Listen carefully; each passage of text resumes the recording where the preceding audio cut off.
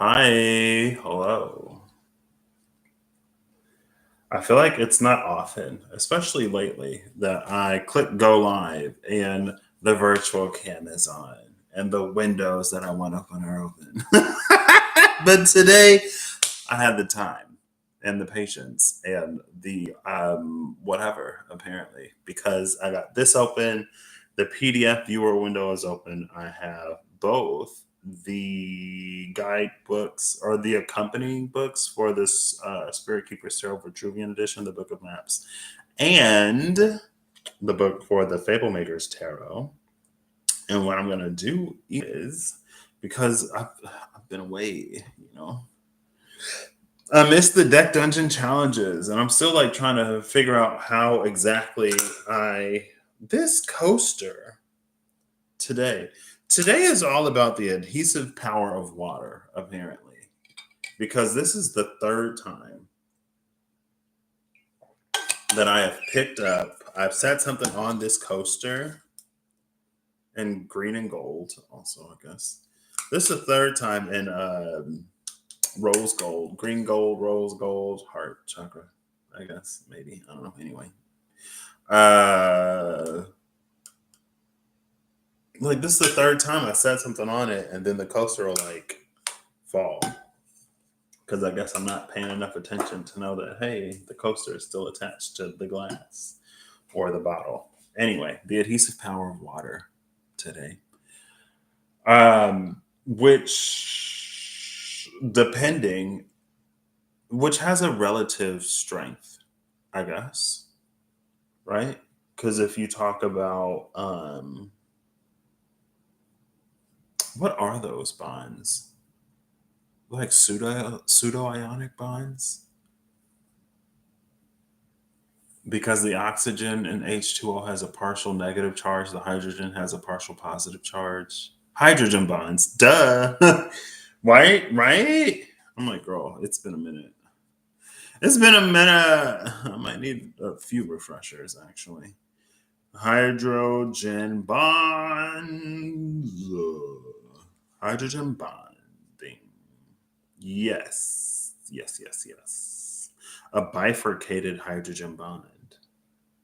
Okay, what an interesting word to throw out there.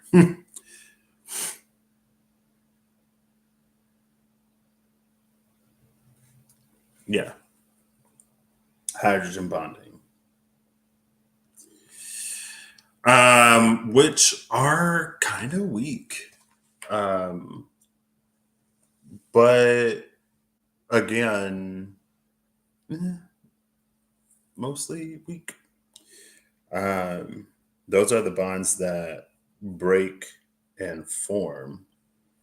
Um, that keeps like I feel like it gives water its fluid properties and how they'll like break and form and break and form. I think it's also a large reason why solid water is less dense than liquid water. Usually, when you go from liquid to solid, the thing gets more dense, but in the case of water, it gets less dense, which is why ice floats on top of water. Um, but it's because when you freeze it, those hydrogen bonds are like locked into place. And so you basically get more distance, more separation between the atoms within a given whatever. But in the liquid form, those bonds they form and they break. So there's nothing that keeps those bonds, that distance between those atoms. They just kind of go all over the place. Anyway,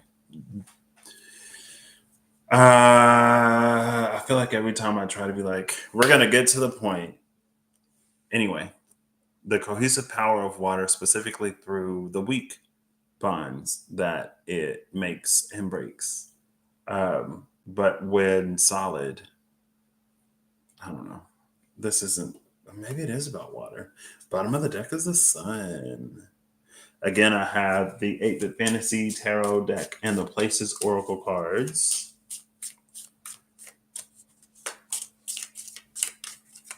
Designed with Soul Star Magic, the places oracle. And I wanted to get one card of a challenge The Nine of Cups and the Ten of Swords at the cut. This is such an interesting energy. This is very much one of those like, to get something, you must give something or sacrifice something.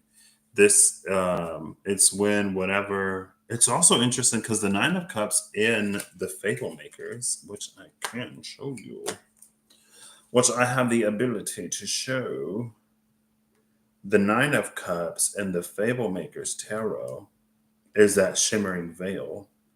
But here in the 8-bit fantasy tarot, it almost looks like a concrete wall, which is interesting. I mean, if we're talking about like water, right? Maybe it's an almost semi permeability. Sometimes the veil feels like paper thin, sometimes it feels like a concrete wall. Ooh, under the concrete veil is the Emperor.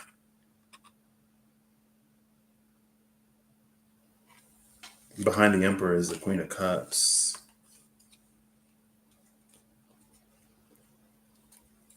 What's that about? I don't know if the Queen of Cups is necessarily relevant. Maybe she is, because the Queen of Cups is minor high priestess, or the Queen of Cups is pre high priestess, right?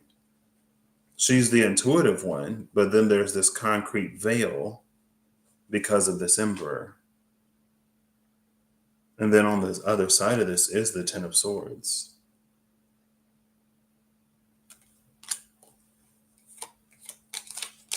I don't know what that's about.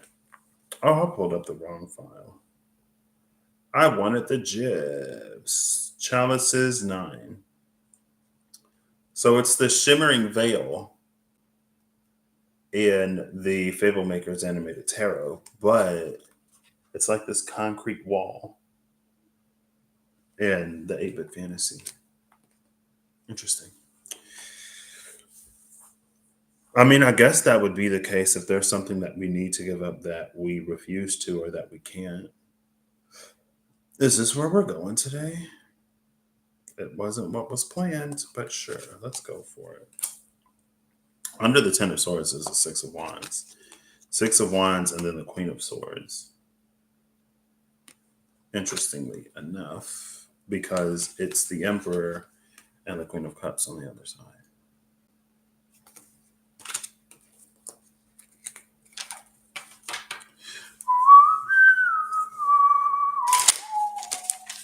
So this concrete veil. Let's see. I wonder if I'll make 11:11 today. It's 10:01 right now. And fun fact, in an alternate version of reality, I am at the airport or almost at the airport, waiting to go back to the States. But in this version of reality, interestingly enough, I was seeing like 11:11 and 1:11 heavy. I was seeing it like heavy. And so when I booked my flights and my friend was like, oh, these are the dates, 11:11 was the date that I was going to be leaving. But for like a brief period of time, it like the sync switched from 11:11 and 1:11 to 12:12. And so now when I was looking to extend my flights, 12:12 was like 12:12 and 12:05, and I wanted the extra week. And so yeah, just like the synchronicity switched from 11:11 to 12:12, so too is my trip extended from 11:11 to 12:12. So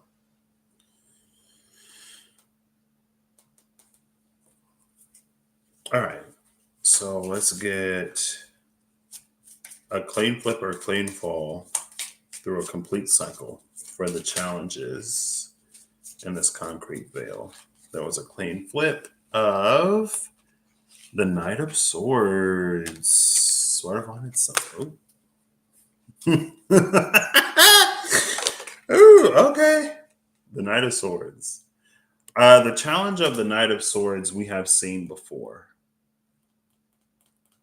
I think that Knight of Swords is the one that faces the ghosts of the past. And if you help the knight, it's like the Knight of Swords, I'll read it, but as far as I can remember, if I'm recalling correctly, because it might be the Knight of Chalices, but I think it is the Knight of, I think it was the Knight of Swords, but the Ace of Cups came out in the Mystical Mondays. No, not Mystical Mondays, the Mystic Cartoon Tarot, whatever. And it had a ghost on there. And that was a synchronistic tie.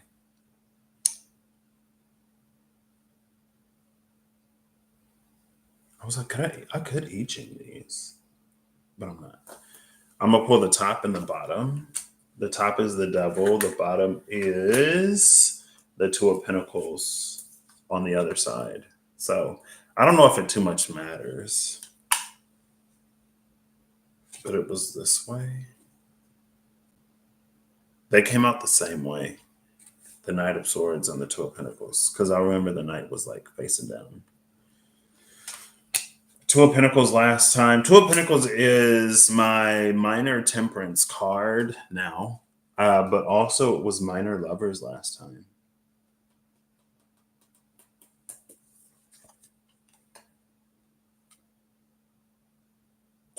And here in the 8-bit fantasy tarot, it seems that the masculine, it seems that the feminine has a tighter leash than the masculine, but also there is something that is almost androgynous about them, because there's something almost androgynous about these two. But here you can see it looks a lot looser than it does over here. So it's kind of one of those, like, if none of us are free, or like if any of us are in captivity, none of us are free type energies. Like there's not a lot of functioning that this masculine energy could do without the feminine, especially if they are like counterparts that are supposed to be in balance. Anything that the masculine does without the feminine or vice versa is due to collapse, due to an imbalance of whatever, anyway.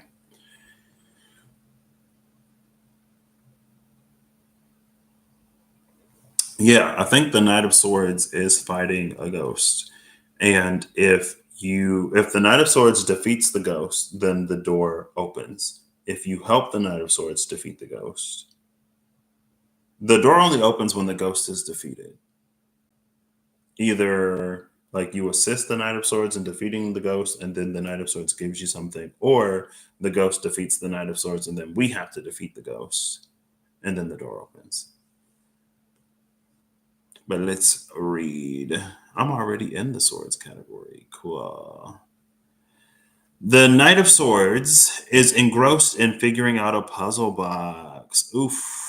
This is the wrong knight. Was that the Knight of Chalices? Now I'm like, now I need to know.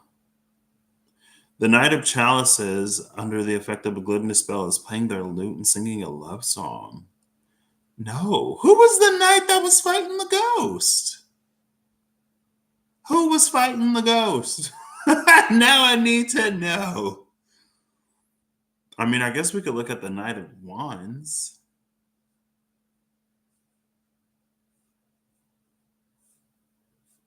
So we have seen this one before.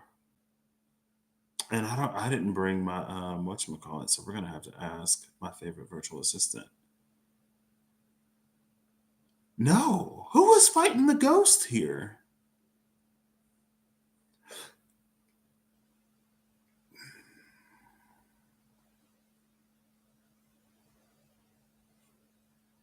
I gotta find who's fighting the ghost, and then I'm gonna pull before and after that.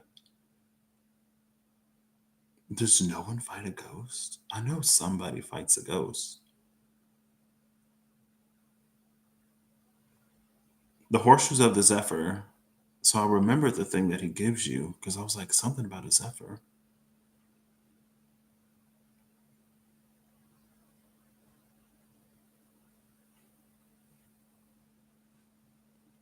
But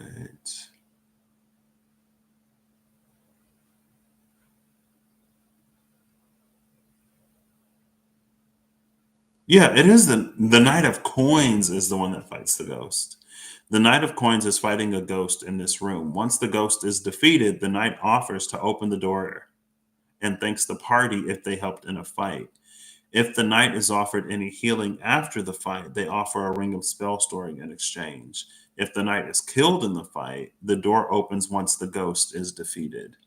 So it was the Knight of Coins that is fighting the ghost, not the Knight of Swords. Actually, we got cups, swords, major, pinnacles. I'm just gonna real quick look for the Knight of Coins. Oh, not too far from the bottom. It's between the moon and the Two of Cups. Interestingly enough, the Knight of Coins has its back to the moon and it's headed towards the Two of Cups. Before the before and after the after, it's the Emperor and the Five of Wands.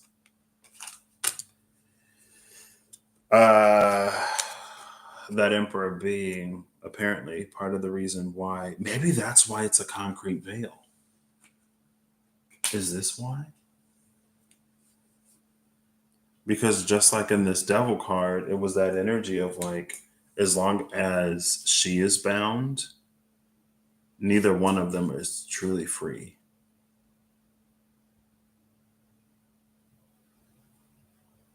And so with this Emperor and the Five of Wands, like the Emperor was related to why this is why the veil is like a concrete wall. And then I guess if you think about it, in some ways, I hesitate to say in like every way and in all ways, but because of her perceptive and intuitive nature,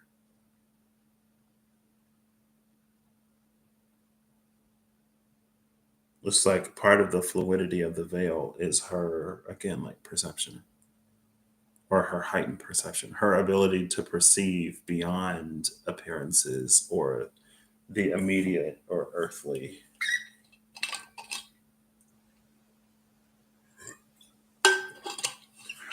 Sure, let's get into it.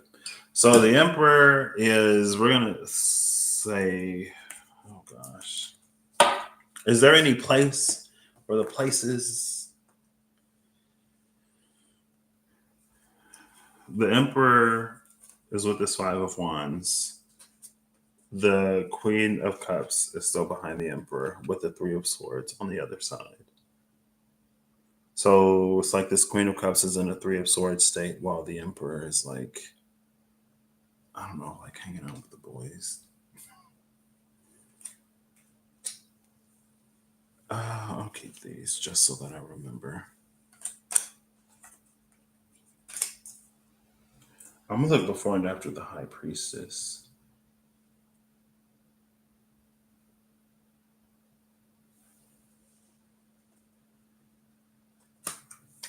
Now, there were only like three cards: the Queen of Swords, Temperance, and the Ten of Wands. And then it was the Two of Cups, and then the Knight of Pentacles, and then the Moon. Well, I guess it was the Queen of Swords, Temperance, the Ten of Wands, the Three of Swords, the Five of Wands, the Two of Cups, the Knight of Pentacles, the Moon, the Emperor, the Queen of Cups. Because I forgot to pull those. Interestingly enough, the High Priestess is the card that remained in the box last time. The High Priestess is in between the Nine of Swords and the Hangman. Cool. I mean, not cool. Queen of Pentacles and the Two of Wands are before the before and after the after. Okay. Also, we have like Two of Cups, Two of Pentacles, and the Moon and the Devil. Clarifying. No, I'm gonna do the I Ching for Moon, Devil over Two of Pentacles. But just those cards alone, as they are, the Knight of Pentacles is in between the Moon and the Two of Cups. The Knight of Swords, clarified by the Devil and the Two of Pentacles. I feel like I'm doing the most, but that's fine. So that's the Knight of Coins. Fighting a ghost in this room. Once the ghost is defeated, the knight offers to open the door and thanks the party if they helped in the fight. If the knight is offered any healing after the fight, they offer a ring of spell storing in exchange. If the knight is killed in the fight, the door opens once the ghost is defeated. And it's interesting, again, that the ghost is almost represented by this moon. But what's interesting about the moon and the 8-bit tarot is that the wolf, I'm assuming, almost gives more like kitsune energy. Like it reminds me of a fox.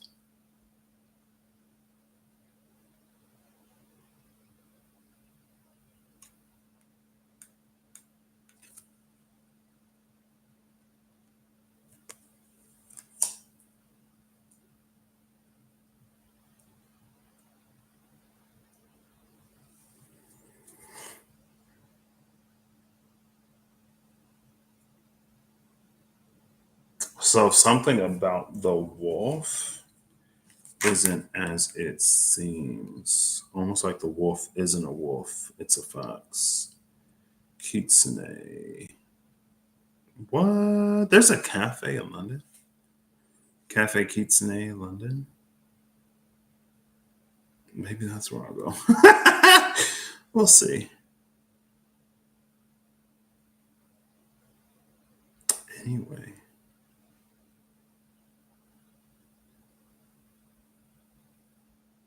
Sorry. Kitsune. I mean, from what I know of like Kitsune. Oh, and then the pictures that I posted to the community page.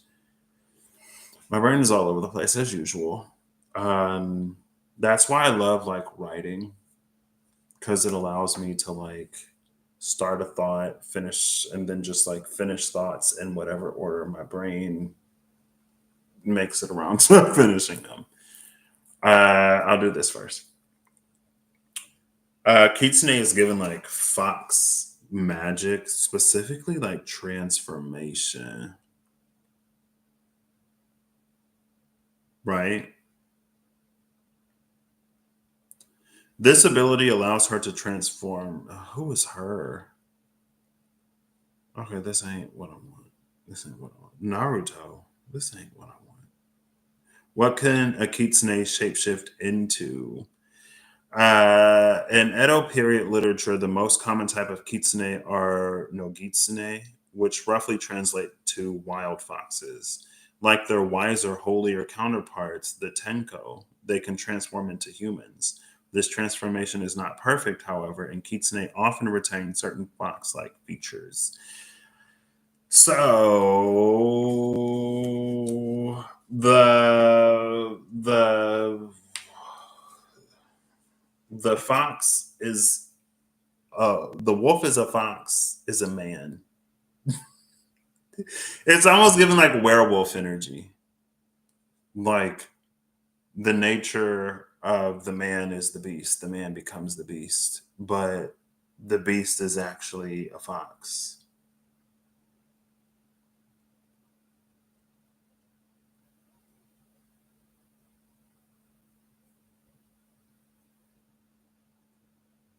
So is this Nogitsune or is this Tenko? Is it the wild fox or is it the wise, holy counterpart?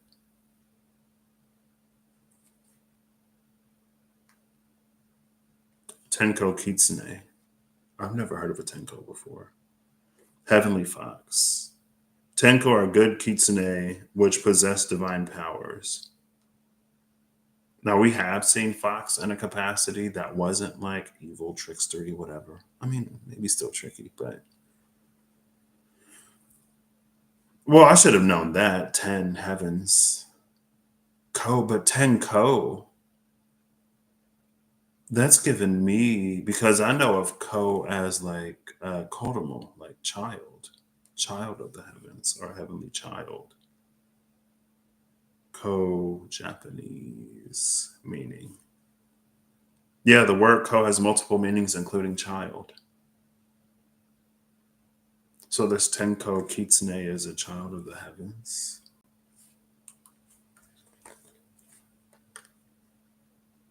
So maybe this is the process of, because the Knight of Pentacles is heading to the Two of Cups, almost like the Knight of Pentacles is the stork. The Ace of Pentacles is the child of these two. Blessed are overseen by the heavens. They would give birth to the heavenly child. Almost getting, because last time we saw the Starborn, it seemed like the Starborn was like actually, like the egg of the Starborn was hatching or something like that. My laptop is getting hot. I think I listened to it last time and you can't hear the fan, so. It's an old gaming laptop. She warms easy. Okay. So in facing the shadow, in facing this ghost represented by the moon, the wolf is revealed to be a fox. The wolf is our in this, as far as I know. Hey Holly, how you doing? Before lunch. I got some time, so I mean, I'm supposed to have until like 1:30, so no rush. I shouldn't be interrupted, but I might be. Who knows? Yeah, how are you today or tonight? um, so the wolf is our primal nature, right? It's the beast within us, but the nature of the beast is one, it's almost giving like the nature of the beast is one that we don't fully understand because the wolf is a fox, is the kitsune. The it may start as the no kitsune, it's the wild fox. So it's kind of like who knows. But again, it feels like in facing the ghost, overcoming the challenge, if the Knight of Pentacles survives and is offered healing, then Ogitsune can ascend to become Tenko, which is like an ego transformation, essentially. If the wolf is the ego, is the primal, whatever, right?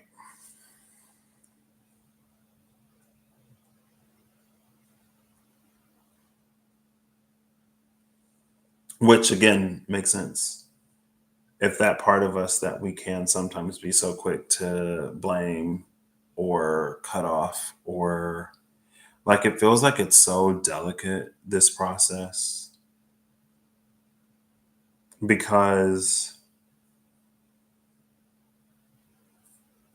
it just feels delicate. It may not be. Take it as it resonates. If it resonates, if it don't resonate, don't take it.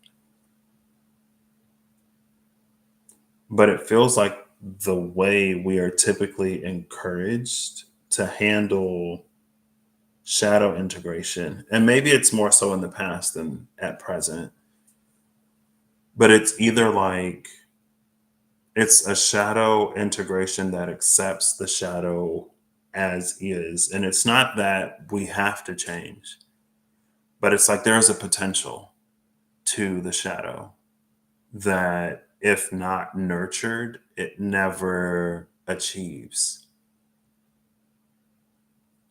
And again, it's very delicate because it's like, it's in order for the shadow, that part of us to become what it is in truth, outside of what it has become, like there are things that it needs to be reminded of, right? And so to accept it as is to like welcome the wild fox into your home. You're never gonna domesticate this wild fox ever. Like there are going to be times like you feed it and it like it's fed and it behaves or whatever, and but it's still wild. So there are going to be times where it may bite you or snip at you or try to get out the house or what, it's still a wild fox.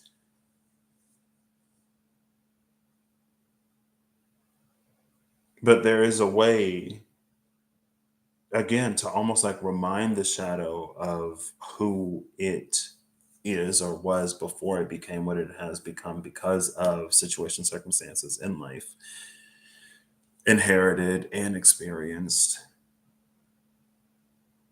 and or experienced. But when it comes back to itself, again, the wolf becomes the Nogitsune, becomes the Tenko. Cool. But we still haven't looked at this Knight of Swords. So the Knight of Swords, what this actually is, that is working on this puzzle.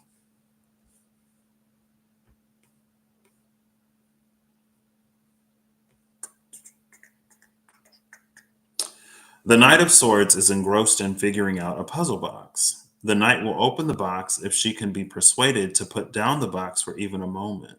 The knight will open the door, sorry. The knight will open the door if she can be persuaded to put down the box for even a moment. However, she is obsessive and reacts aggressively if intimidated. The puzzle can be solved for the knight with a successful DC 18 intelligence investigation check. Opening the opening the box to reveal a set of horseshoes of a zephyr, which she gladly offers as a gift. I feel like there's something in that because do they turn white? Oh wait. Yeah, I didn't, I just thought they were white. I used to be not obsessed, but like Arctic foxes, like wolves, not necessarily polar bears, but I guess kind of sort of polar bears. Something about like white animals in the snow. It was like briefly, kind of sort of. Anyway, um, if convinced to put down, oh well, and the devil is here, so that obsession. If convinced to put down the box for even a moment, the knight will open the door. But if intimidated, it will react aggressively, and it is obsessed with figuring out the puzzle. With a DC 18, it can be solved. Let's see. Just raw. We're going to do two rolls. We'll do the first roll. Well, if we look at the cards on the table, if swords are related to intelligence, there are 19 swords, 21 swords on the table. 22 if you include the knight, but I'm not including the knight.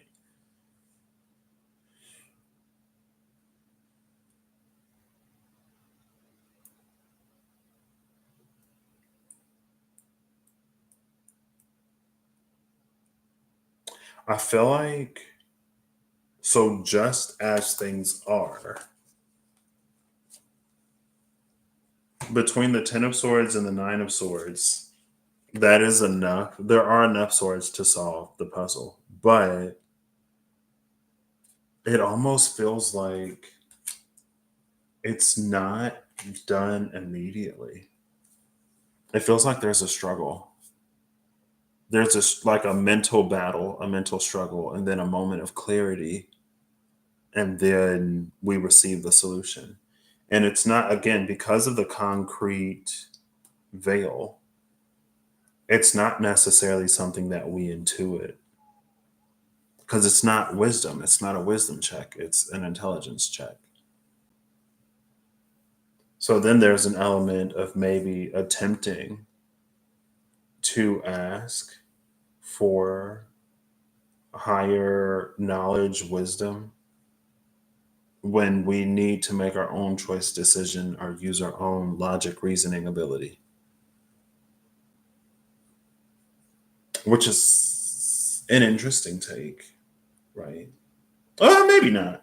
Sometimes the divine goes quiet and we have to navigate on our own.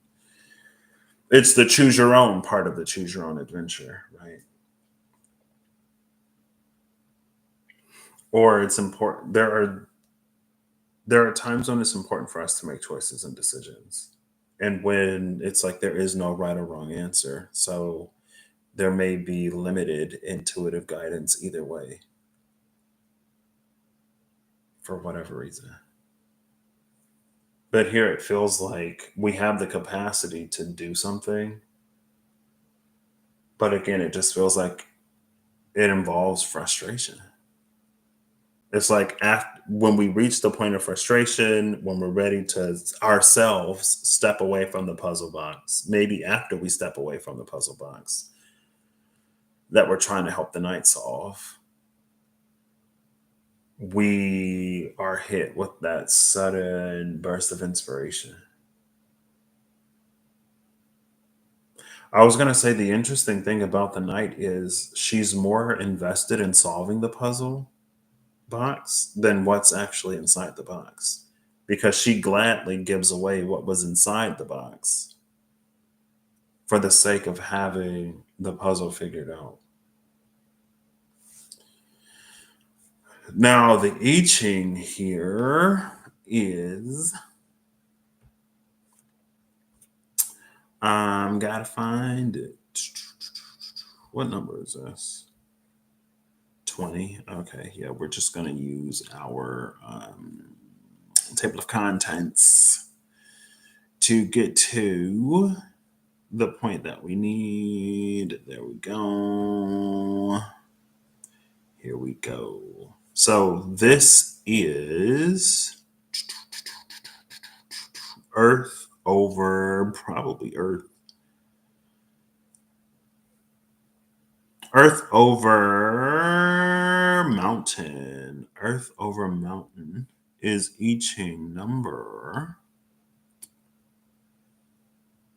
15. Modesty. The devil is number 15, which is interesting. I Ching number 15. Okay, let's do a little quicker. There we go. Humility, modesty, self effacement. It's Chan. Modesty will help you achieve success in your endeavor. Demonstrating your lowliness is a form of self protection. The good king can overcome great obstacles by demonstrating humility. You will make progress on the endeavor so long as you neither censure others nor praise them. There is no need to prove how knowledgeable you are. Exercise moderate movement. Watch yourself as if you were the enemy.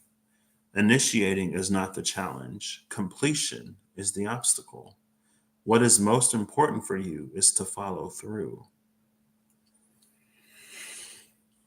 Interesting. What does that mean? I feel like I got maybe a third of a brain, quarter brain, half brain, three quarters brain.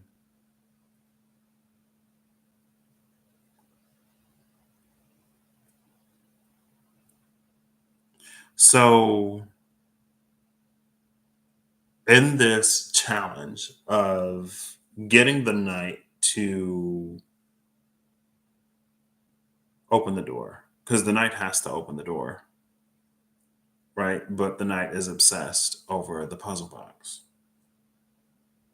So there's the approach of like modestly seeking to help the knight, right? So it's not to go to the knight in this whole like, oh, I'm so smart, I am so wise, I am so knowledgeable, I could solve that for you in 2.5 seconds flat, or your money back. And then we go into debt because it ain't that simple, it ain't that easy.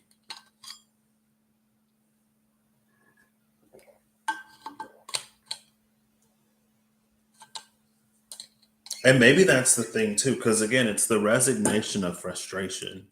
It's that taking a step away that allows the solution to like come to the mind. Right. So we're offering.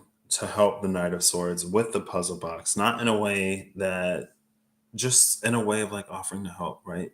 We don't have to make ourselves like artificially inflate our own intellect or ego, um, and not in a way to like diminish theirs, right? Because we also don't want the knight to feel like dumb or stupid, right? Like, oh, I'm sure it's not that hard. Let me do it, right? Because the Knight of Swords is knowledgeable and in retaliation. Because again, the knight gets aggressive if intimidated. I was initially thinking like physical intimidation, like if you don't put down that puzzle box, I'm gonna blah blah blah whatever, and then the Knight of Swords just does a quick shing, and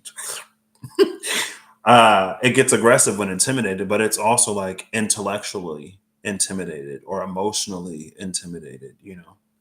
It will respond aggressively to any form of intimidation, which is why modesty, in a way, humility is the way to approach the knight. So there would also be the part of sharing the burden that the knight is carrying, which is, well, it doesn't say that the knight is frustrated. It says, does it? Or does it just say that the knight is like obsessively trying to do this? She is obsessive and reacts aggressively if intimidated. So, I mean, I guess you could say the aggressive reaction would be a sign of her frustration. Not necessarily, but it could be. Um, but it's to share in the burden, right? To reach the point of frustration within self.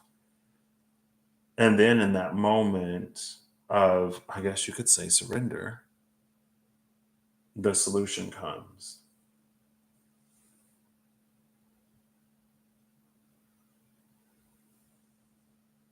After the high priestess is this hangman. It feels like the hangman is something gained. There's something to be gained by helping the Knight of Swords solve its puzzle rather than to convince it to put the puzzle down to open the door. I mean, the horseshoes of the Zephyr are the things to be gained from the puzzle box. And the horseshoes of the Zephyr is almost the energy of like a higher perspective. It allows a horse to traverse any terrain. Horseshoes of the Zephyr.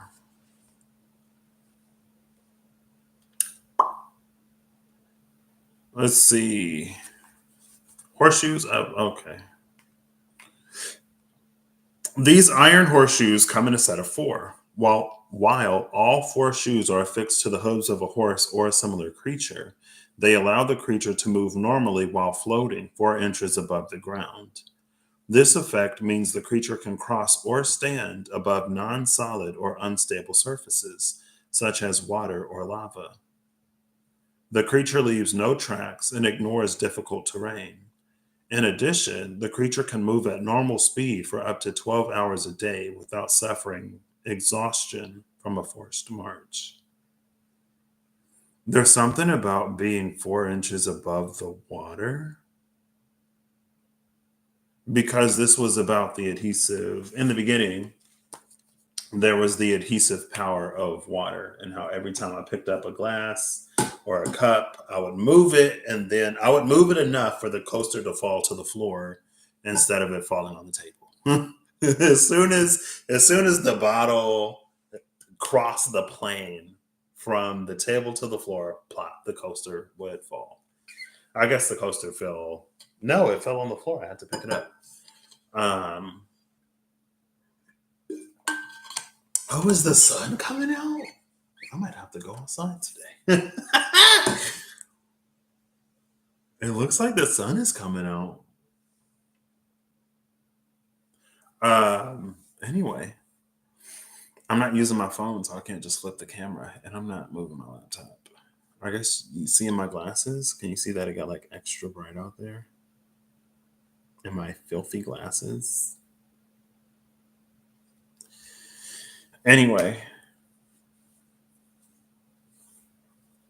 so with the adhesive power of water, if we're 4 inches above the water, then those hydrogen bonds don't form,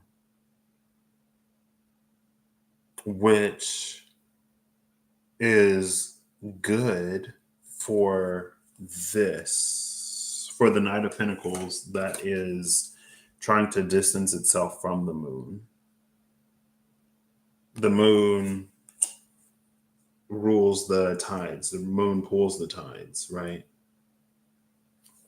This ghost has a watery quality to it, a watery, airy quality to it.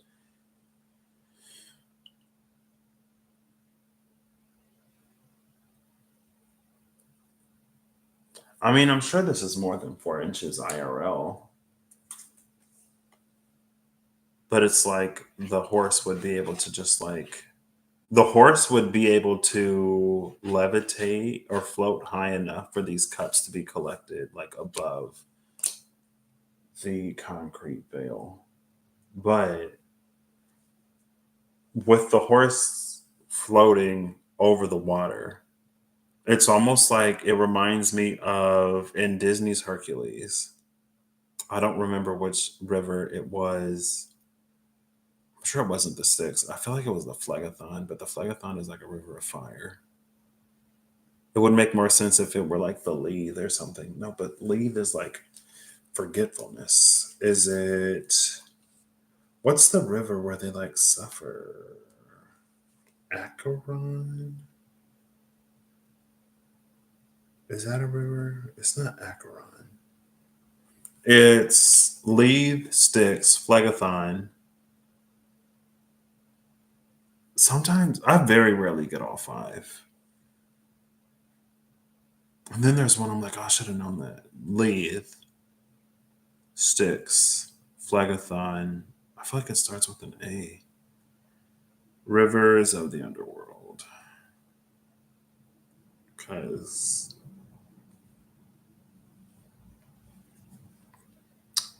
geographically, Acheron, it was Acheron. Cocytus or Cocytus, I don't know how to pronounce that one. Acheron, River of Woe. I think, well, the Cocytus is the River of Lamentation. She's giving Acheron, though, River of Woe. What?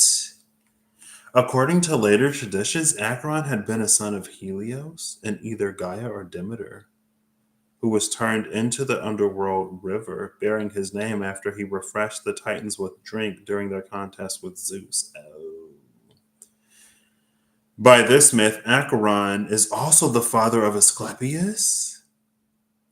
What? No, that's not Asclepius. Escalaphus, whoever Escalaphus is. I got ahead of myself. I saw A's and S's and phallus. Asclepius, Ascalphus, Ascalphus, Ascalphus. Who is Ascalphus?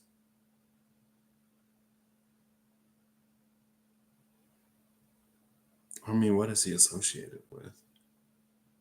Demeter turns Ascalphus into an owl. The son of the Stygian river god Acheron and the Lempad nymph Orphne, who was the custodian of Hades' orchard in the underworld. He told the other guys that Persephone had eaten pomegranate seeds in the underworld. Because she had tasted food in the underworld, Persephone was obliged to return to the underworld and spend 4 months, and later versions 6 months, there every year. Demeter was so angry she buried Ascalphus beneath a heavy rock in the underworld. When Heracles went to the underworld, he rolled the stone away and released him from his prison. But then Demeter transformed Ascalphus into an eagle owl. According to another myth, Persephone herself changed him into an eagle owl by sprinkling him with water of the river Phlegathon. So there's our Phlegathon Acheron connection, I guess. So let's run with that one, because why not? We ended up there accidentally, unintentionally, but maybe appropriately. It's like looking so sunny. Sounds like I'm gonna go home. I'll probably go for like a river walk later or something. After lunch. Ooh, maybe before. Anyway, Ovid mentioned, so he became the vilest bird, a messenger of grief, the lazy owl, sad omen to mankind. As an owl, he became the familiar bird of Hades, god of the underworld. I thought the owl was associated with Athena. I've never known for Hades to be associated with an owl.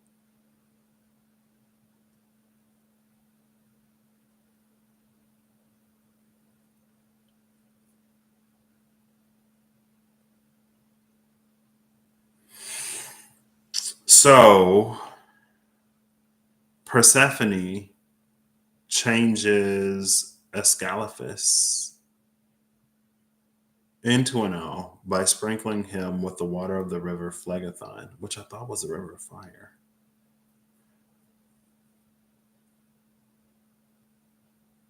Or Pyriphlegethon, was one of the rivers in the infernal regions of the underworld, along with the rivers Styx, Lethe, Cocytus, Cocytus, and Acrebron.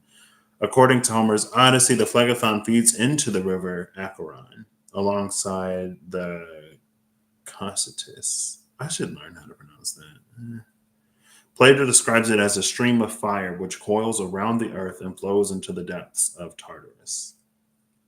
So, a stream of fire, the river of fire, literally means like flaming, um, or fire flaming.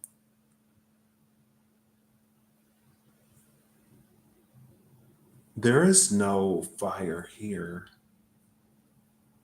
The moon, the Knight of Pentacles, Two of Cups, Nine of Cups, Ten of Swords, Knight of Swords, the Devil, the Two of Pentacles, the Emperor, the Five of Wands, that's the fire. Queen of Cups, Three of Swords, Nine of Swords, High Priestess, the Hangman, and the Two of Wands is at the bottom of the deck now. That's seven wands. She sprinkled him with fire water? With the water of the river Phlegethon, which is a river of fire. Anyway, where was I going with this? Oh, so it makes me think of Disney's Hercules. Something reminded me of Disney's Hercules at the end of the movie when Hades is like, if you want to save Meg, then you got to take a dip into whatever. And like he loses all his strength and he's dying. But in that act of selflessness, he ignites his godhood by becoming a true hero. It wasn't all of the heroics and all of the people that he saved or whatever that made him a true hero, that allowed him to reclaim the divinity that he had lost because of pain and panic. It was that act of selflessness.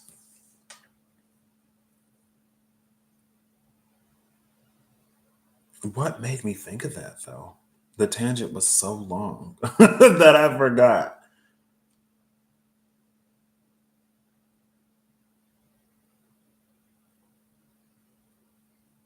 I don't remember. It was something about, it was like the people who were like, oh, in the water, most specifically. Wow. I could like watch this back and be like, what was I talking about? Am I going to do that? Sure. I'm going to pause this and watch it back and see where I was going.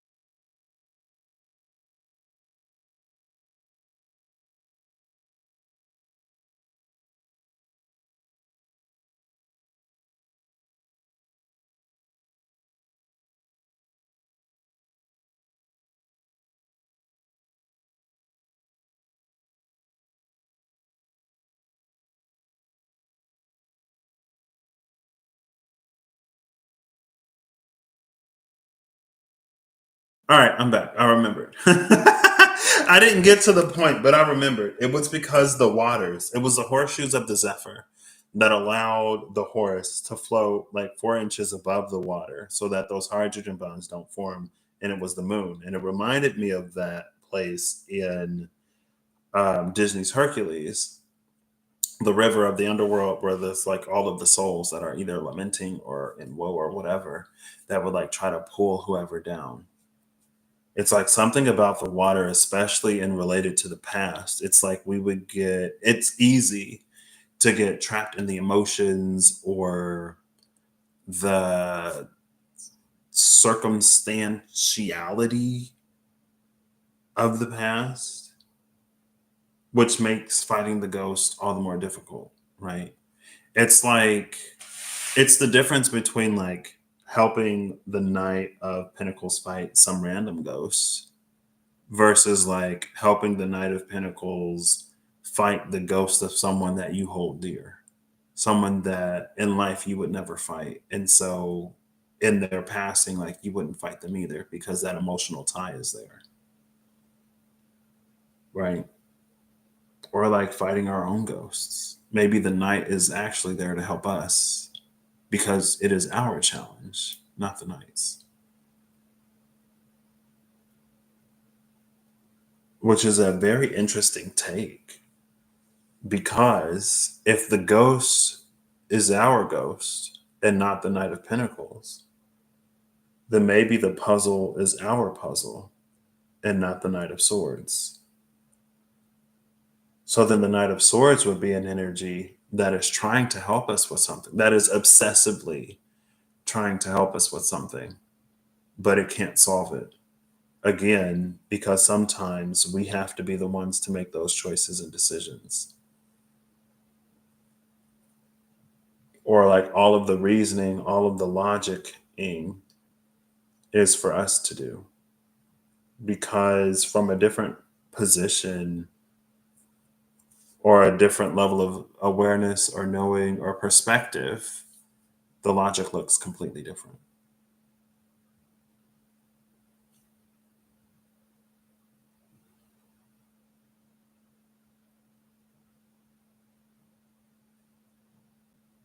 Interesting. So modesty is the correct approach here.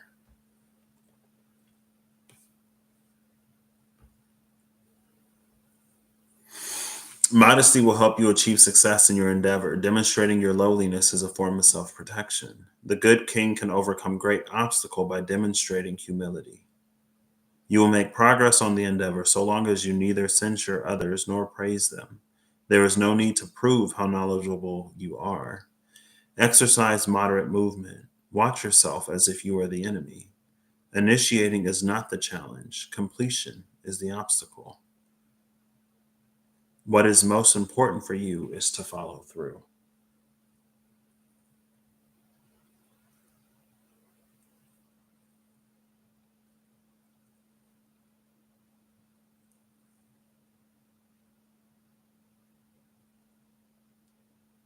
Okay.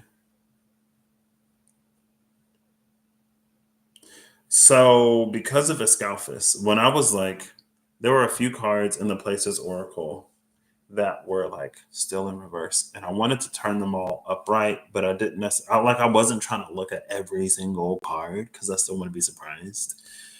I did find a place that I was like, oh, snap. But I also saw prison while I was flipping through. So I think I'm going to shuffle this. But then if I'm looking for prison, that means I'm going to see all the cards. It's funny.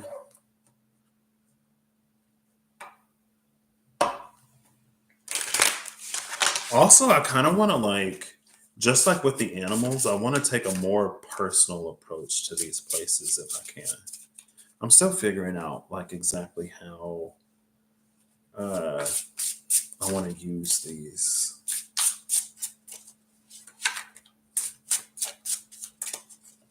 And it's the prison of Escalphus that was under that rock. Why did Escalphus get punished?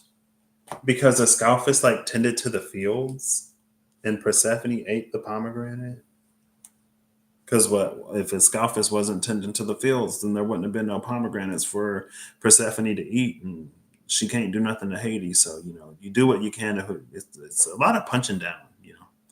You do what you can to who you can do it to, especially when you can't make things right with whoever made them wrong. The son, we already know that part. The custodian of the orchard. He was a custodian of the orchard. Wait, hold up. Ascalphus was a custodian of Hades' orchard in the underworld. He told the other guys that Persephone had eaten pomegranate seeds in the underworld. Because she had tasted food in the underworld, Persephone was obliged to return to the underworld and spend 4 months.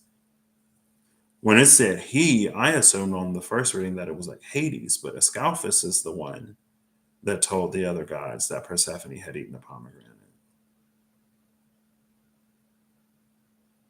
And Demeter was so angry with him that she buried him beneath a heavy rock. When Heracles came through, he rolled the stone away and released him, but then he was transformed into an eagle owl, either by Demeter or Persephone. And again, we're going with the Persephone route because of the waters of the river Phlegathon.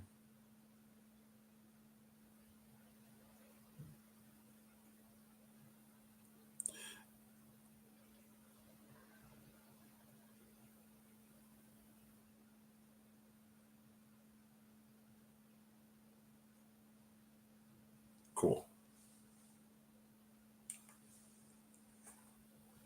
All right. I'll do 2 more. I feel like these probably aren't bent, but they feel bent to me. Maybe they are bent. No, I think maybe there's a slight curvature. Maybe not. Maybe I'm making it up. Art gallery. The whole deck is in reverse. I went to an art gallery yesterday. Oh my gosh. Am I going to pull from the top? I'll pull from the bottom. I'll try to read but not read. I'm seeing so many places. It's fine. We're looking before and after the prison.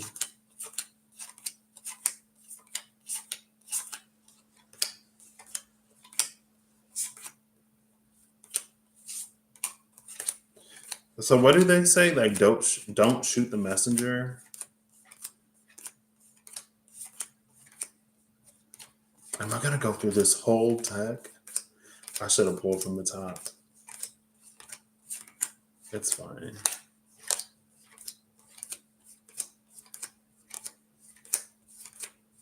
Oh my gosh. Oh my gosh. Literally the whole deck.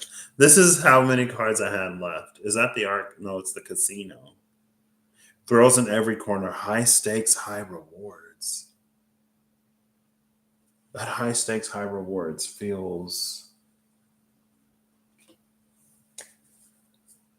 There's something about. Okay, it's fine. And then the river. The river Phlegathon. The river Acheron.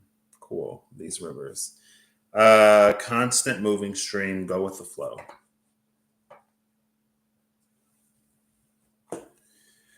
So before prison, we have party, and then after prison is the mountains. What's that? The war through a party in the county jail. What's that? I know it's Elvis. Like the word, it's in my brain, but it's I can hear the words, but I can't hear the words. Something like Jailhouse Rock. Is that it? Jailhouse Rock. Blah blah blah. The war through a party in the county jail. Cool. It was Jailhouse Rock. Party. This is joyful celebrations, memories to be made. And it's also interesting, like which of these cards are empty and which of these cards have people. Mountains, nature's monument, enduring challenges. Enduring challenges and then joyful celebration. Prison, facility of confinement, freedom restricted.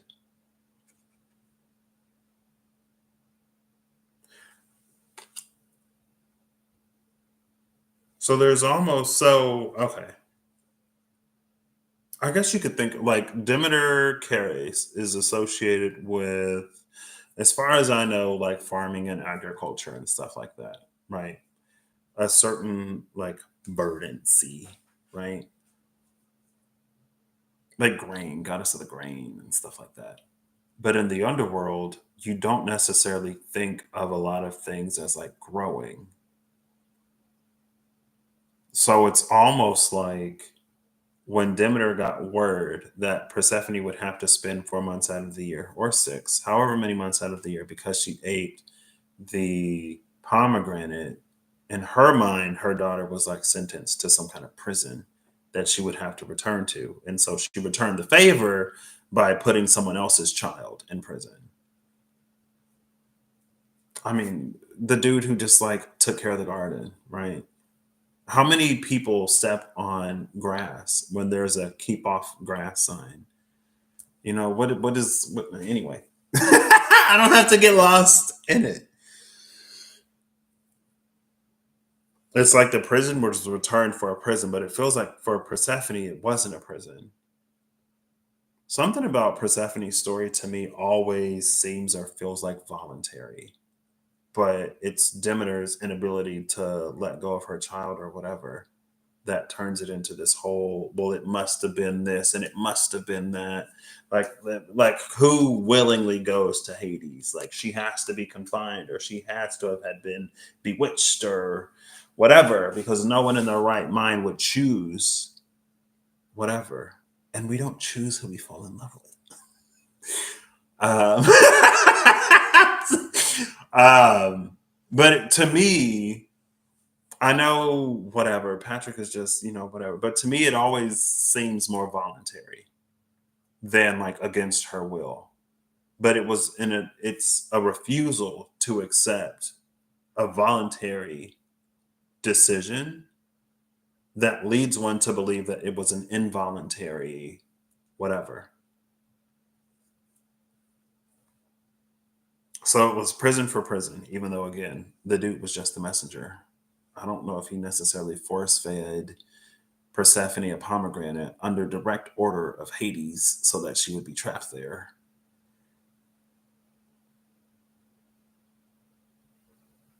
But in becoming the eagle owl, of course, like Ascalphus was freed from his prison. Ascalaphus. And then it was like almost like transformed into a bird so that he would never be in a similar like situation again. An eagle owl that's associated with Hades instead of Athena. Anyway, we're just flowing. I could be here for two more minutes or 2 more hours. I don't know.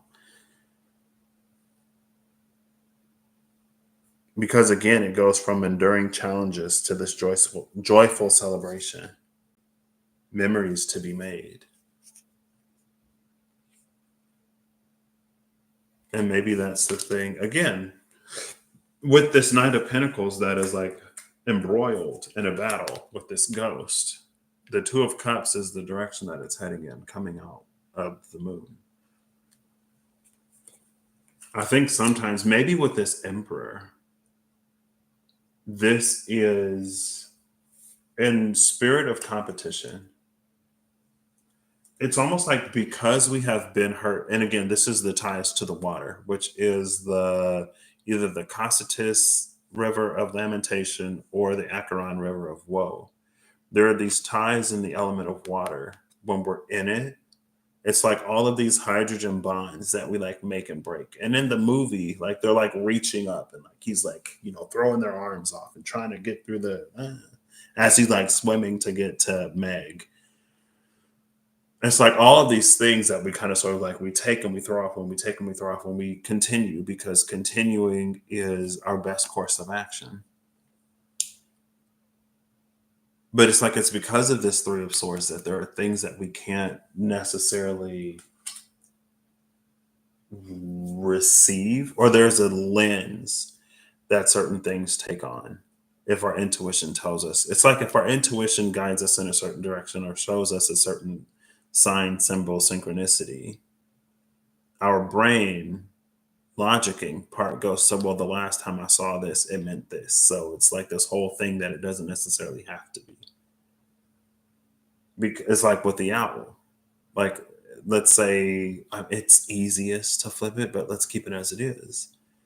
Like every time we see the owl, we think Athena, right? And maybe we heard about how Athena turned Arachne into a spider because she lost that competition and she was mad.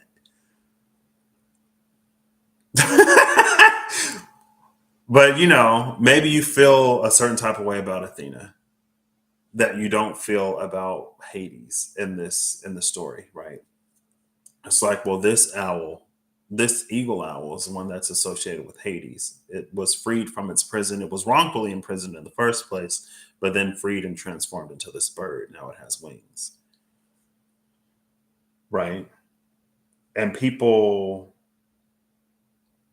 view it as an ill omen, almost like because of, again, it's the whole perception about the place, right? Like we can have perceptions about things and we may think that no one in their right mind would like do this or be this or go there. And sometimes people are born where they're born, or we go where we go on our journeys, and sometimes we move on.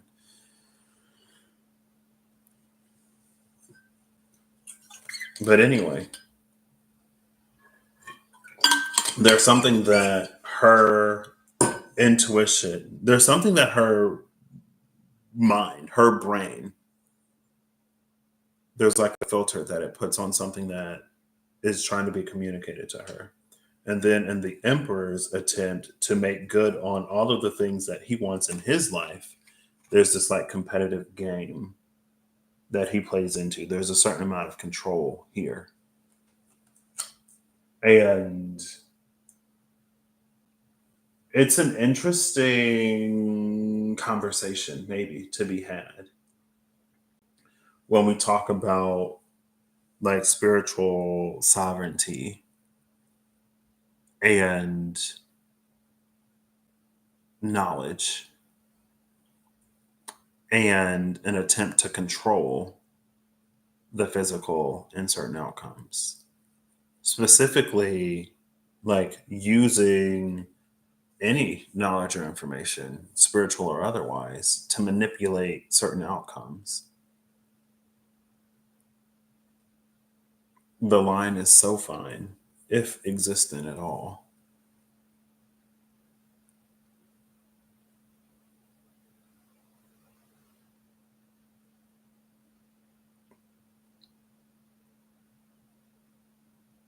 But it's like there's something about that that keeps people waiting in the water. Which, because now it's bringing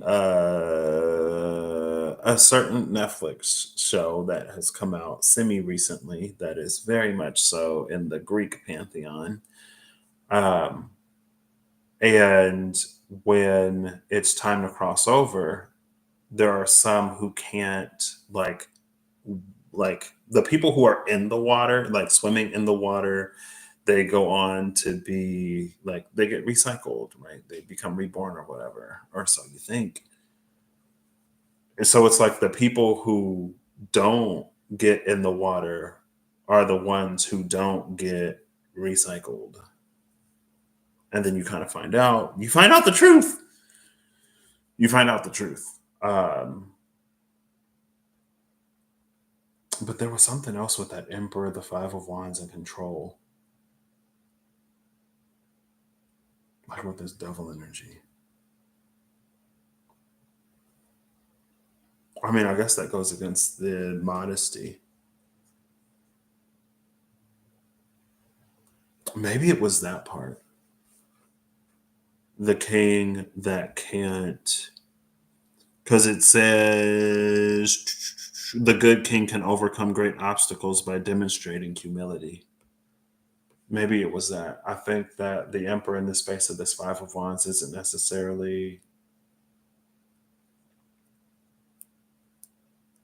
It depends. It's going to be different for everybody. And I feel like with the station of emperor, emperor feels like one of those positions that someone would believe they have to like always be right. They have to take complete control. They can't take, like, you can't show any weakness. And so for an emperor to be humble, it feels like for an emperor to be humble would be seen by many as a sign of weakness and incompetence and like lazy rule. But you could argue, you couldn't argue anything, but you could argue that the best emperors are the ones who are humble because you have to be able to take direction sometimes. That's why they have like advisors or councils, right? That's why there are people who are appointed to certain positions. Ultimately, the final say belongs to that of the emperor, but for the emperor to like ignore his council, her council, their council, isn't always wise.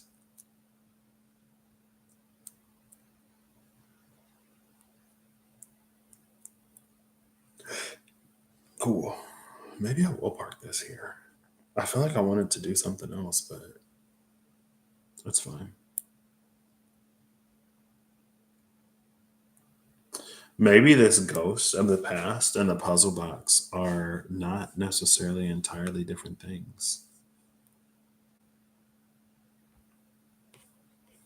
And again, I don't know. Today, for some reason, it's feeling like these nights are trying to help us. The ghost is our ghost, the puzzle is ours to solve.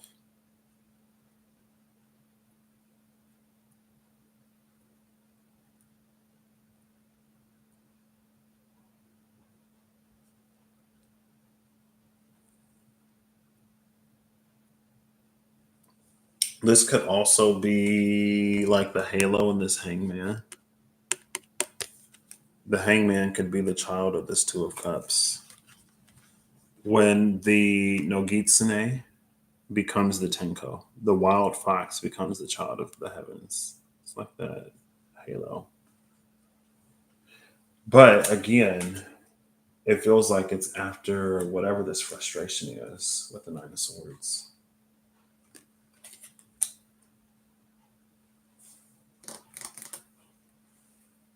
There's nobody at this party,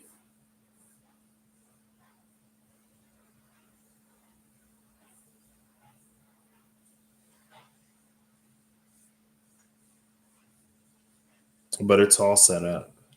So is this like a surprise party?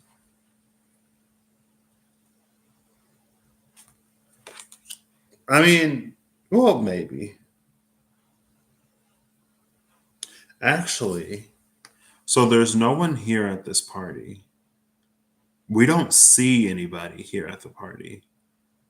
But what we do see at one of these tables, no, maybe it's, I'm trying to see how they are decorated, how they're placed. Because we see like the confections on the table, on plates, on this table. But I don't know if they're necessarily there on the other tables. Meaning that probably someone is here. Or at least there are people at this table.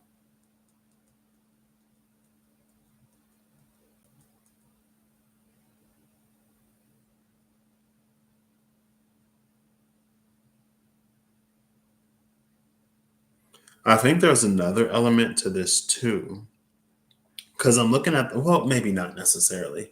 I'm looking at the lights, right? And the lights are on,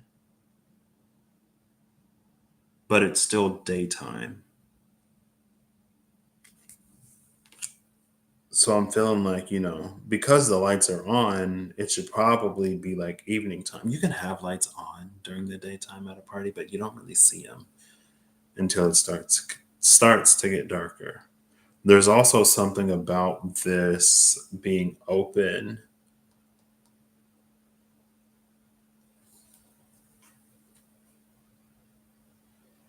Like you can see the sky above, and there are like windows, there's glass all over this thing.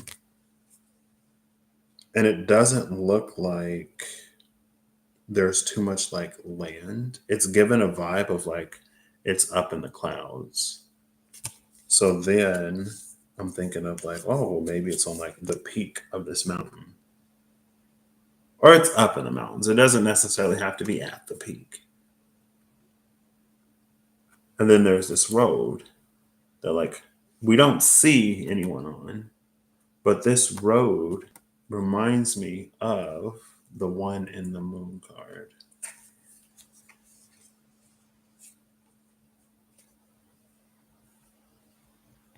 This it's pixelated, but you can see that like the yellow between the green, that same road.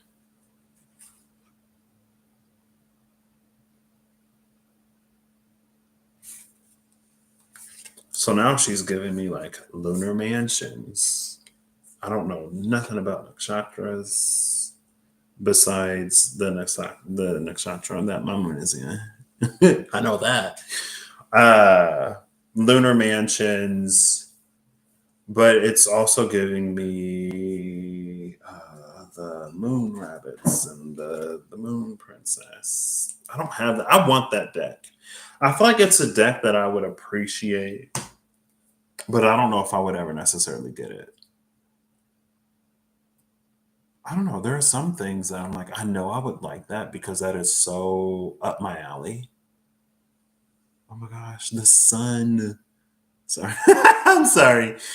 I could see it like maybe the black egg. Whatever that black egg building is in London, I see it and it's like the sun is like reflecting right off of it. I'll take a picture. I'll try to take a picture. We'll see. Yeah.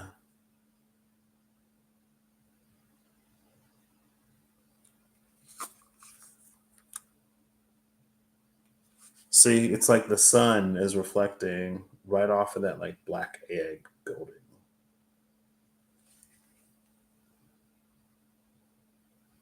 which usually means it's like hatching, right? Black. What is that building? Black egg building. There we go. The Gherkin? The Gherkin skyscraper in London was designed by the architecture firm Foster and Partners and completed in 2004. The Gherkin?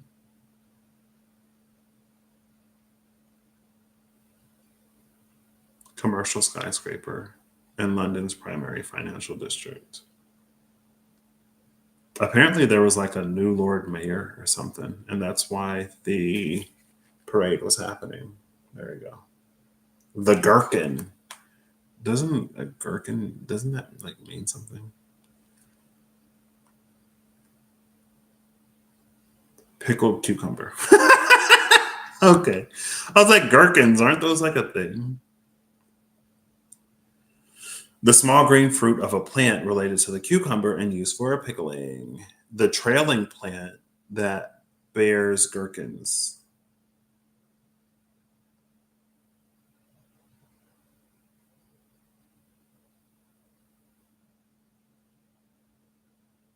Um, a trailing plant is interesting. Okay, can I see like the plant? Gherkin plant.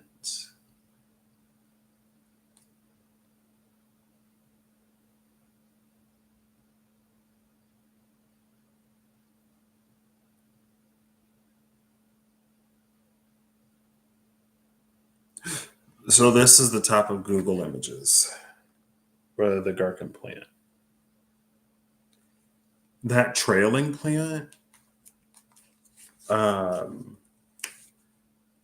just like a scalphus tended to the garden or whatever in the underworld, it's like, I don't know, looking at the mountain path, maybe like when you get more closer to the, when you get closer to the mountains, more into the mountains, it feels like you would find like wild gherkins.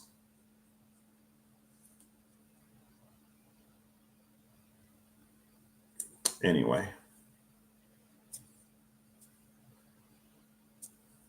anyway. Yup. The black egg, it like represents like truth and stuff. Uh, throat chakra. Is it the unstruck sound? I feel like the unstruck sound is like the heart chakra. Anyway, cool. I feel like there was something else I wanted to do. Oh yeah, I just wanted to. So this concrete veil, the concrete veil is there, and I guess the Ten of Swords is also a certain surrender. But even in the beginning, with the Nine of Cups and the Ten of Swords, it was an energy of like, there's something that we want, and there's something that we have to let go or leave behind to get it. Whatever that thing that we've been trying to figure out, or whatever that ghost of the past is, like kind of low hanging fruit, right? There was someone in my life that was significant for a certain period of time, and but then like things for whatever reason fell apart. Like, I just want to know why. Like, before I move forward, before I move on, like I need to know why did I meet this person? Why did this person come into my life? Did they ever feel whatever? And maybe it's something that, because again, it feels like these nights are helping us. So maybe we have encountered different people. Um, right. Or we've had opportunities to move on, but for some reason we keep going back to the past thing, whatever this ghost is, this persistent ghost, and like a puzzle, we're like trying to figure it out, because maybe we think it means something that it doesn't mean, right? So maybe in our mind, again, in the same, I call it low hanging fruit because it's like the most immediate thing that comes to mind, situation that comes to mind to like explain it. um but it's like something didn't work out with somebody, we think that that means it's something wrong with us. So we're trying to like, and we meet all of these other people, we have all of these different experiences, and we can't commit to them fully, or we can't fully give ourselves over to whatever this different new experience is, because we're still trying to like figure out like what's wrong with us. Oh, like, oh well, when I did this with that person, like then they left, or then this happened, or then that happened. So like, again, there's something about the puzzle and the ghost that these nights are trying to help us solve. And it, again, it sometimes it has to be a point that we reach within self, when we can just like walk away from the mystery, or when we can allow for a simple solution to suffice. Sometimes the simplest solution or this is the best or the correct one, right? I was watching a show, The Three Body Problem. And when you first hear about the Sun Tea, before they make a demonstration, um, someone's like, oh, like, I don't believe that. That can't be it. And someone was like, well, sometimes the simplest solution is the best. Like, it, like, with that being the solution, everything makes sense.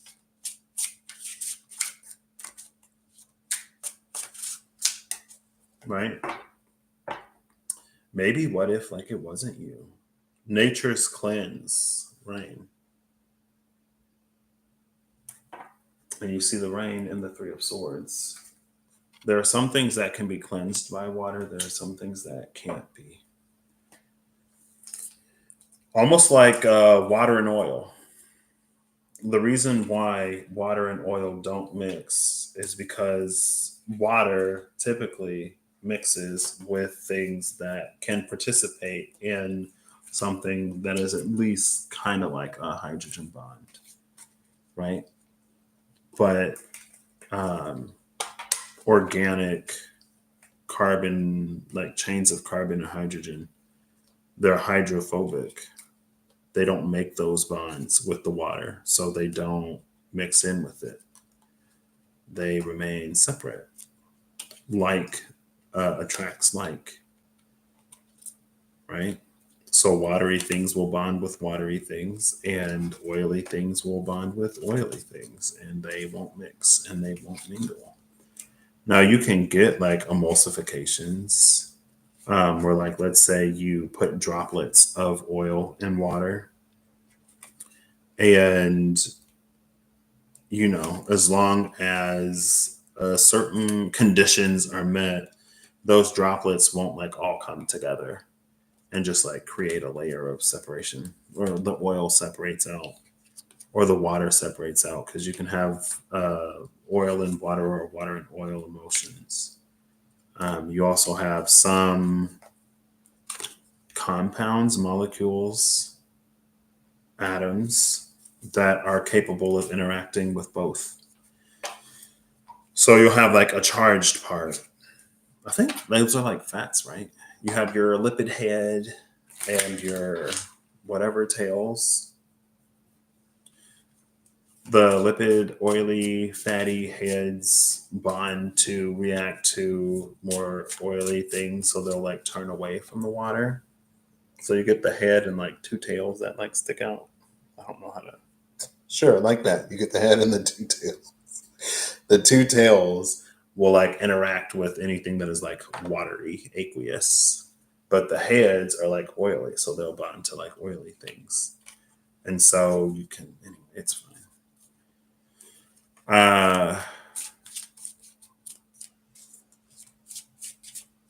But I guess then we have the Phlegethon, which is the river of fire, who doesn't meet other, whatever it is, justice and the Seven of Wands. Cool. It is now 11:30, which means it will soon be time for lunch. Or it is lunchtime. I guess I could, oh, the sun is back.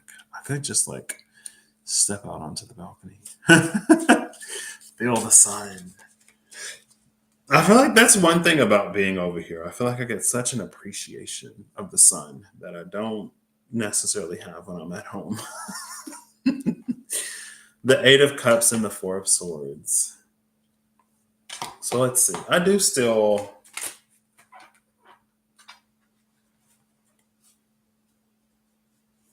And I don't think that I don't know.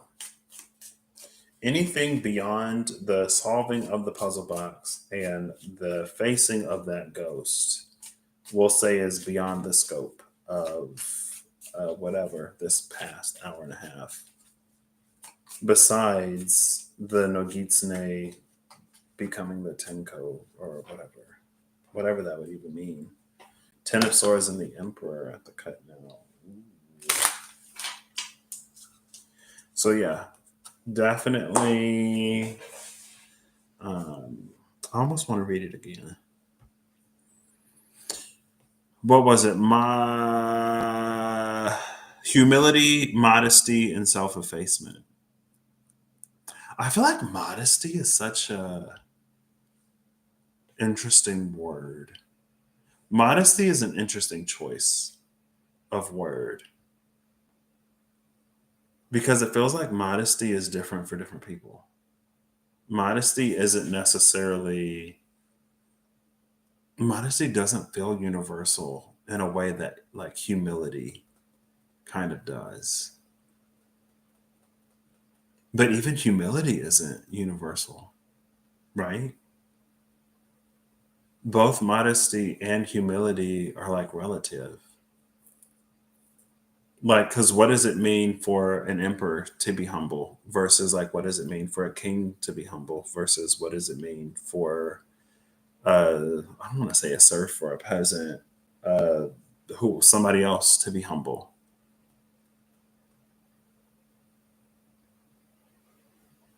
And because it feels like you can be humble and not, you can be humble or modest and not make yourself small. There are a lot of conversations of like modesty, and some people view certain types of modesty as prison or an imprisonment, while others can view that same modesty as empowering, right? Almost going back to that Persephone, like, well, who would choose to do this and who would choose to do that?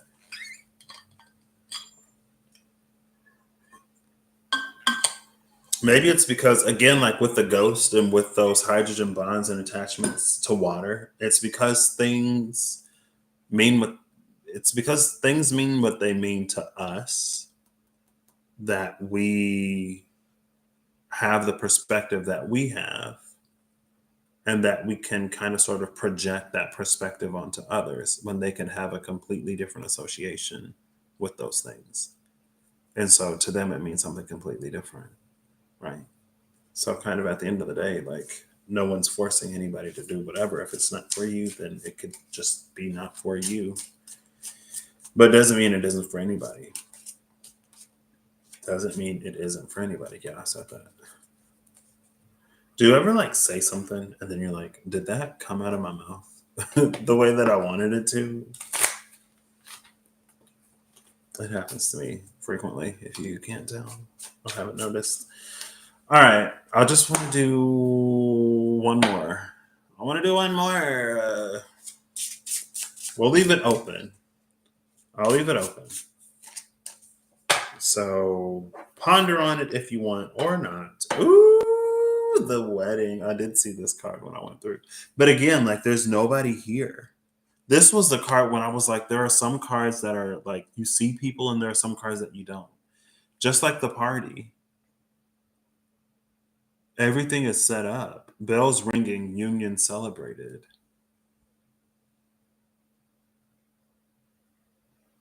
It's like everything, again, like everything is set up, but you kind of like meet somebody at the altar.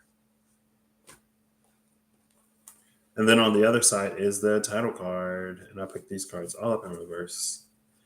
Moonlit ruins, desert stars, ocean's depths, near and far. Cards as doors to lands unseen, mystic mountains, valleys green. Each card unfolds a tale untold of sacred places in bold.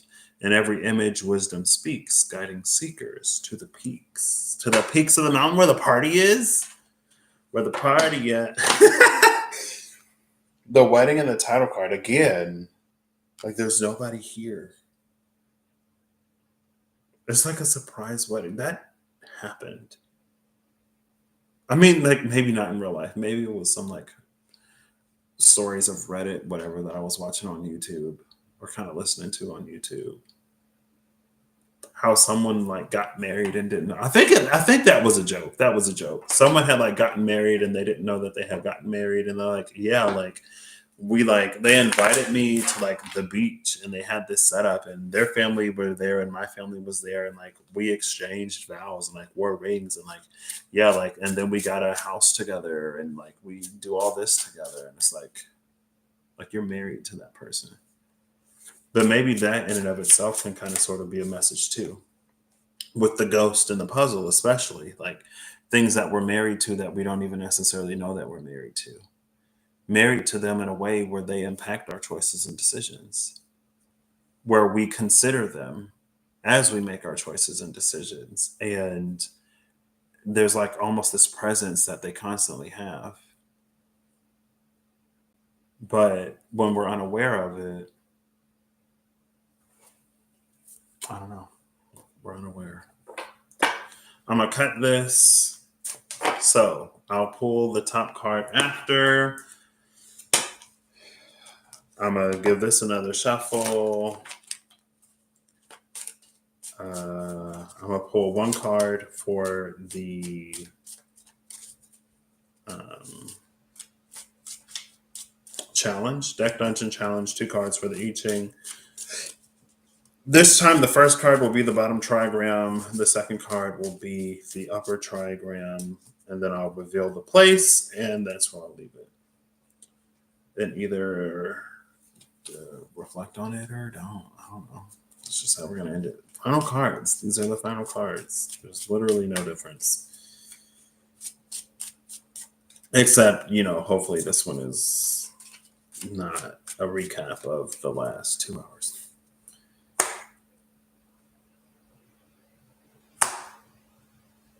I just split this 3 ways. And I'm just going to reveal the top of each one. The challenge is the magician. It did come out like this, which is again the 8. I didn't even realize in that reading. By the end of it, it was very. There was something in recognizing it was the Roman concrete, and like the water was salt water. It was water from the sea or whatever. And so to replicate that, we have to replicate what was there. And it was knowing that the 8 that was the 8 of cups is the same 8 that is the 8 here in the magician. But I didn't notice or remember at the time that 8 was the number of cards that Google told me to pull. You know? So, all right, have a good night, Holly. Hey Vincent, how you doing? There is no challenge to the magician. The I Ching is the 9 of Pentacles over the 6 of Cups. Interesting.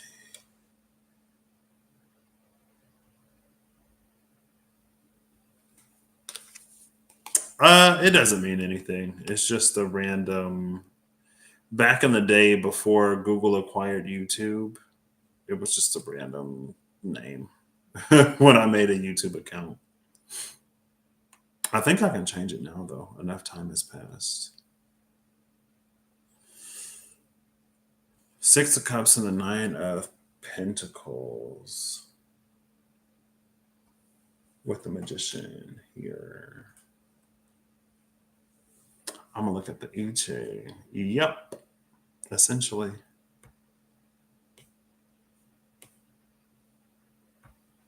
I was just like, I need a name.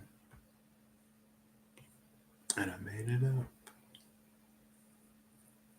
I Ching, here we go. I can collapse this. Here we go. The integrated. Whoa. Why is this not scrolling? There we go. There we go. All right. So 9 of Pentacles and the 6 of Cups. Oh my gosh. I didn't need you to go there. Thank you. This is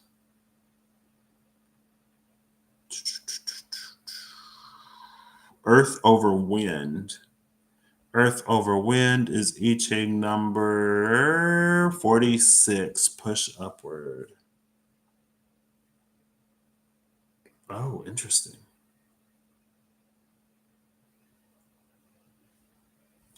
I say interesting because the magician is holding this. Is it like a double-ended candle, wine, whatever whatever this magician is holding? The magician is holding this up, and this I Ching pushed upward or to hoist, and he's like hoisting this in the air.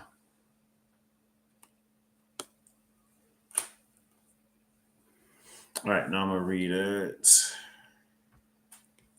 So, a seed deep within the earth begins its push upward as it grows into a tree. Give the seed time to push through the resistance of the earth. In time, the seed will flourish. The sage adheres to virtuous practice and grows upward like the tree. Small victories accumulate to become greatness. One victory hoists up another until you attain supreme success. The winds of change are blowing in your favor, and the resources of the earth avail themselves to you. Wow.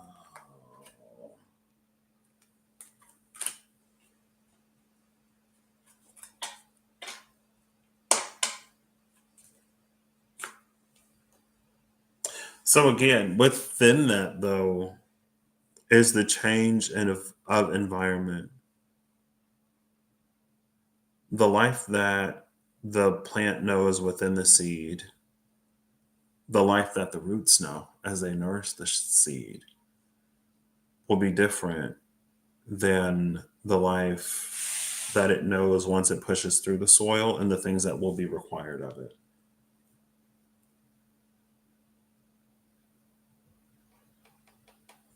The place is the aquarium. We're back at the aquarium. Underwater world, mesmerizing discoveries. Maybe it's that mesmerizing discovery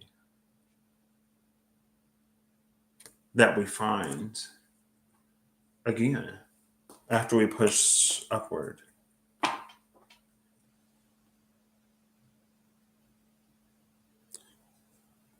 There's something here too that's almost like kind of like seeing through the glass.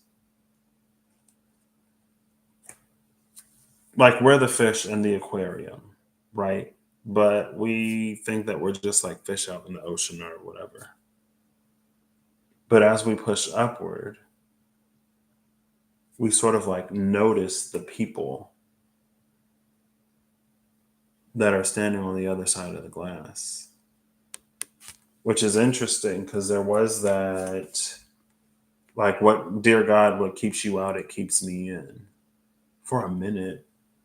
I don't remember specifically what it was, but it feels like strength is at the bottom. Oh, look, there's the other eight of the magician. Maybe it would help if I just turn them both the same way. Strength and the magician.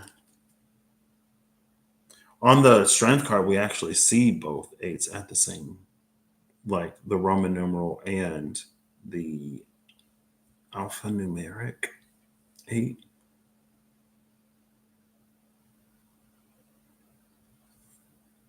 Something about the animals and the 8-bit fantasy tarot. They make me think of other animals. Because it's the 8-bit, but still.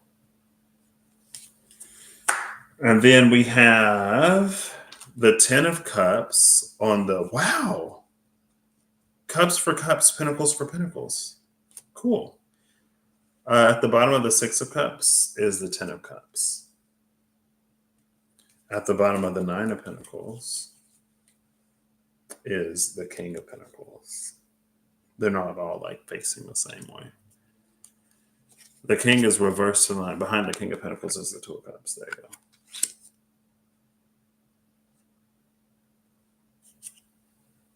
go. Interesting. So interesting. The backside, Strength, the 10 of Cups, and the 9 of Pentacles.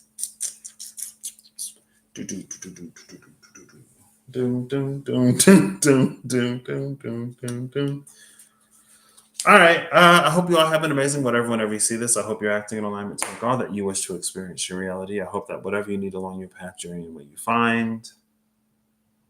And I hope that as you and as we collectively come to terms with our pasts in a way that doesn't unnecessarily cloud our vision of the future, that we do so in whatever way is appropriate. Because again, just like modesty and humility, it doesn't feel universal, right? Like the king is the king of a kingdom. So that's why, like, the modesty, humility of, or we just use kings and emperors. The emperor is the emperor of an entire empire. So modesty or humility of the emperor isn't necessarily for the emperor to pretend to be like a king of a single kingdom, right? Or for the king to pretend that he is at a station lesser than the one that he is given. The humility would come in like, maybe I don't know everything. I am not the ultimate authority of the entire world or whatever. There are authorities that exist beyond me or laws, things that exist outside of my control. Like that would be the humility, not like removing oneself from that station. Or maybe that's just me. Maybe that's just how I interpret it. And it don't necessarily resonate for you that way. But anyway, either way, I will catch y'all the next time I catch y'all. Bye.